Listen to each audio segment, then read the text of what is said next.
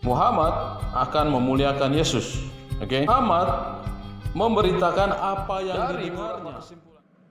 Halo teman-teman, berjumpa lagi dengan Brother Phil. Kali ini kita akan berbicara tentang seorang ustadz, yaitu Ustadz Kaimana, di mana dia menyatakan dalam salah satu videonya bahwa Muhammad ada di dalam Injil Yohanes, di mana Yesus menjanjikan seorang penolong yang lain atau roh kebenaran. Tapi Ustadz Kaimana menyatakan bahwa roh kebenaran yang dimaksud adalah Muhammad. Kita dengarkan videonya. Kabar kehadiran Nabi setelah Isa alaihissalam itu termaktub dalam Bible atau Alkitab. Ketik aja Yohanes pasal 16 ayat 13. Nanti webnya pilihnya sabda paralel.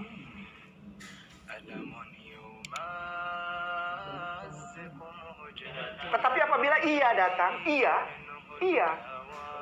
Yesus yang ngomong itu. Iya datang. Bisa siapa aja kan yang datang? No, iya datang. Tetapi apabila dia datang, ini tandanya. Di kalangan umat Nasrani, ada yang menganggap bahwa yang akan datang itu adalah Roh Kudus. Namun, Ustadz Kainama memiliki pendapat yang menguatkan bahwa yang dimaksud adalah kedatangan seorang manusia. Nah, di dalam bahasa aslinya, ini banyak orang Kristen dan Katolik. Salah satunya ada seorang ibu yang sangat saya hormati. Dia bilang salah pemahamannya Kainama.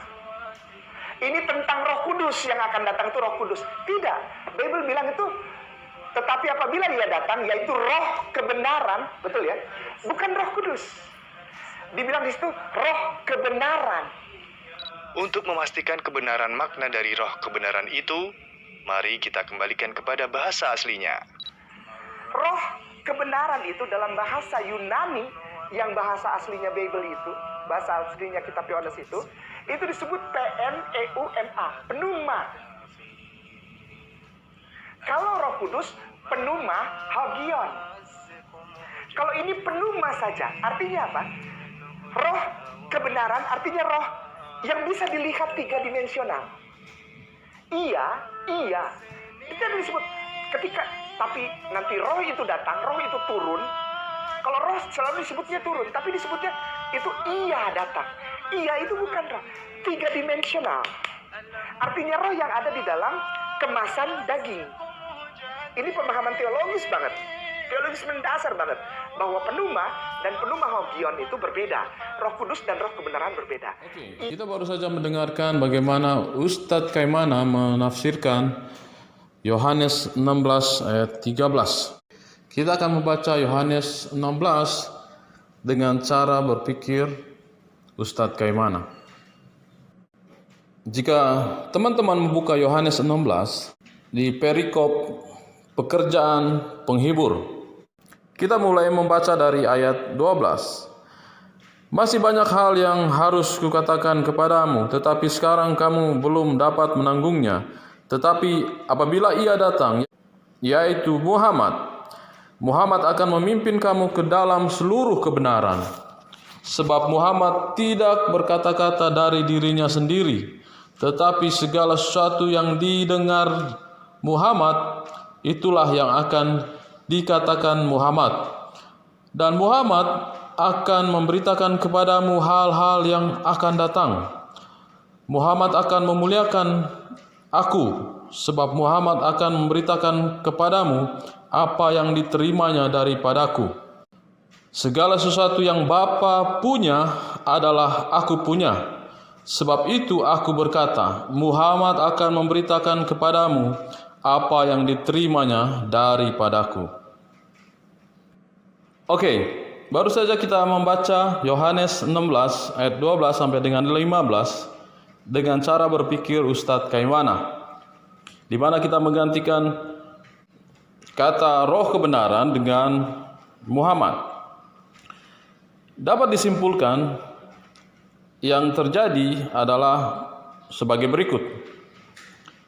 Di ayat 14 di sana dikatakan ia akan memuliakan aku. Di sana dikatakan Muhammad akan memuliakan Yesus. Kedua, Di sana dikatakan Muhammad memberitakan apa yang didengarnya daripada Yesus. Ketiga, ayat 15, segala sesuatu yang Bapa punya adalah Yesus punya. Dari beberapa kesimpulan ini kita dapat melihat bahwa roh kebenaran bukanlah Muhammad. Karena saudara-saudara Muslim pasti tidak akan setuju bahwa yang mengutus Muhammad adalah Yesus.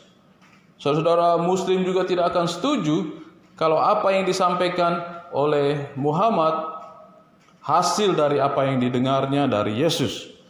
Saudara-saudara Muslim juga tidak akan setuju bahwa apa yang dipunyai oleh Bapa adalah yang dipunyai oleh Yesus. Dan Yesus menerima kemuliaan dari Muhammad. Saya pikir Ustadz Kaimana dalam hal ini telah melakukan blunder. Karena alih-alih dia membuktikan kenabian Muhammad di dalam Injil, justru sebaliknya dia sedang membuktikan ketuhanan Yesus.